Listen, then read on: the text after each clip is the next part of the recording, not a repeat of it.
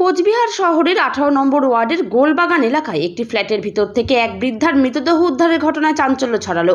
মৃতদেহটি উদ্ধার করে ময়নাতদন্তের জন্য পাঠিয়েছে পুলিশ। পুলিশ ও স্থানীয় সূত্রে জানা গিয়েছে, মৃত ওই মহিলার নাম রীনা ঘোষ, বয়স 72। স্বামী মারা যাবার পর বাড়িতে তিনি একাই থাকতেন। তার একমাত্র ছেলে চাকরি সূত্রে মালদা থাকেন। স্থানীয়রা জানান, সপ্তাহ খানেক ধরে তাকে দেখা যাচ্ছিল না, তিনি অসুস্থ ছিলেন। আজ এলাকায় দুর্গন্ধ ছড়ালে স্থানীয়রা কোচবিহার কোতোয়ালি থানার পুলিশকে খবর দিলে পুলিশ এসে ঘর খুলে দেখেন তার দেহ পড়ে রয়েছে।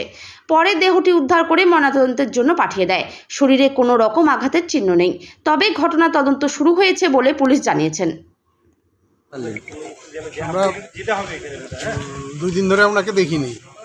তো কালকে সকালবেলা একজন মহিলা, কাজের মহিলা কোথায় দিয়ে যায়, তো দরজাটা, কাঠের দরজাটা খোলা ছিল, গ্রিলটা চাপানো ছিল। উনি এসে বললো যে দাদা